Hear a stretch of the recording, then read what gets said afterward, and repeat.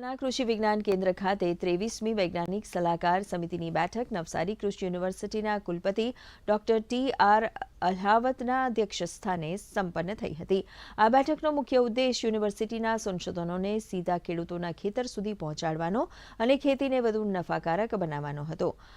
બેઠકમાં ઉપસ્થિત વૈજ્ઞાનિકોએ ખેડૂતોને ખેતી ખર્ચમાં ઘટાડો કરી શકાય તેવી આધુનિક વૈજ્ઞાનિક પદ્ધતિઓ અપનાવવા માટે વિસ્તૃત માર્ગદર્શન પૂરું પાડ્યું હતું. તેમજ યુનિવર્સિટી દ્વારા કરવામાં આવતા વિવિધ કૃષિ સંશોધનોથી જિલ્લાનો દરેક ખેડૂત માહિતગાર થાય તે માટે કૃષિ વિજ્ઞાન કેન્દ્રની ભૂમિકા પર ભાર મૂકવામાં આવ્યો હતો.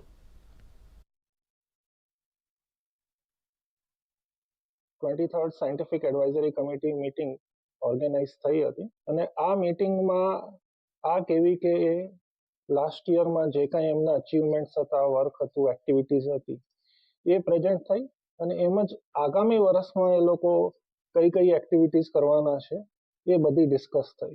અને એમાં ખાસ તો ગંગામાં ન્યુટ્રિશનલ કિચન ગાર્ડન હતું, નેચરલ ફાર્મિંગના મોડલ્સ હતા, પ્લગ ટ્રે નર્સરી વિશે અને QR કોડ્સ વિશે. QR કોડ્સનો બહુ સારો ઉપયોગ અહીંયા થઈ રહ્યો છે અને QR કોડ યુઝ કરી જે કંઈક ડેમોન્સ્ટ્રેશન છે કે ટેકનોલોજી છે, ક્રોપ છે એના વિશેની પૂરેપૂરી માહિતી પાર્ટિસિપન્ટને મળી શકે છે.